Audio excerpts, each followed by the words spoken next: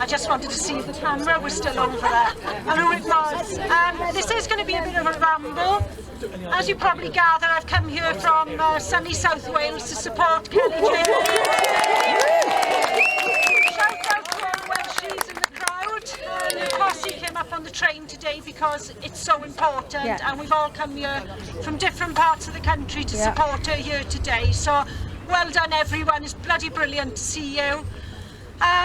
I know quite a few of you know me, and I find myself in an unusual position at these events, particularly the events that involve the arrest of a woman or a protest near a police station, because as many of you will know, I am a police officer, and I was a police officer. I am not a disappointed, discredited officer. I served my full service of 30 years. In fact, I served over that time, and I retired at a relatively senior level as well, and I loved being a police officer. Now, when cuts were made to the service several years ago, the police service was told, routinely across the board, you need to learn to do more with less. More with less did not mean doing more harassment of women. It did not mean arresting women for simply stating the truth, for standing up for women's rights, for girls' rights, for children's rights. It doesn't mean that. And a lot of what I'm going to say, I hope will land on the ears of the officers who are listening right now. Did you sign up for this when you joined, rogue officers aside, did you sign up for this when you joined the arrest of women for merely speaking the truth? Since I retired, that magnificent speech that the woman made down there in relation to the criminal justice system, I'd like to echo some of that and the truth of that. Some of you will know that I've been involved in a piece of work in relation to strip searching of women. Now, quite clearly, and the officers will know this because the officers listening will be very familiar with the Police and Criminal Evidence Act. Strip searching of women, and indeed strip searching of men, can only be done under the Police and Criminal Evidence Act by an officer of the same sex. Yet the National Police Chiefs Council over a year ago made an executive decision that would no longer apply, and the interpretation that they would place on same sex would mean any officer who IDs of that sex. These decisions are being made at an extremely senior level within the police service, and for those who don't know, the National Police Chiefs Council, the NPCCC, are the chief constables of every force across the UK. So what's the position of this force here in Wiltshire? Now, I'm from Wales Women's Rights Network. Women's Rights Network have carried out this piece of work. Shout out to all the runners here today.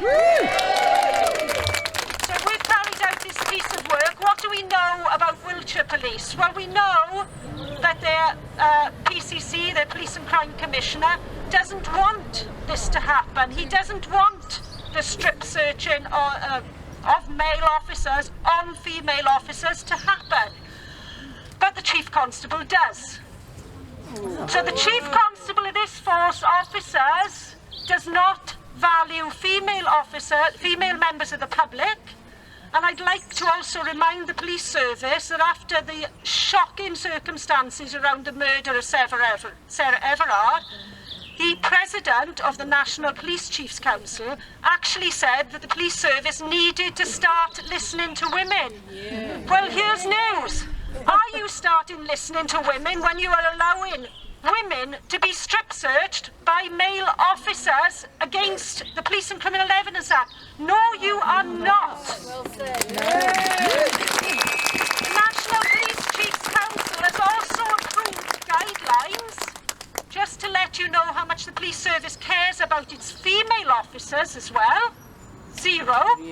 They've actually approved guidelines so that officers who wish to self-ID as the opposite sex can use any facilities they wish within the police station. So within that police station, over there, right now, there are changing facilities, there are showering facilities, because some of the duties that officers carry out will necessitate them needing to shower while in work, those female officers over there would have absolutely zero privacy, and the police discipline code means they can't speak out about it because they will potentially lose their jobs. That's the position that the police service is placing its own female officers in, and that is an utter disgrace. They approved those guidelines some time ago. These are senior officers who don't care.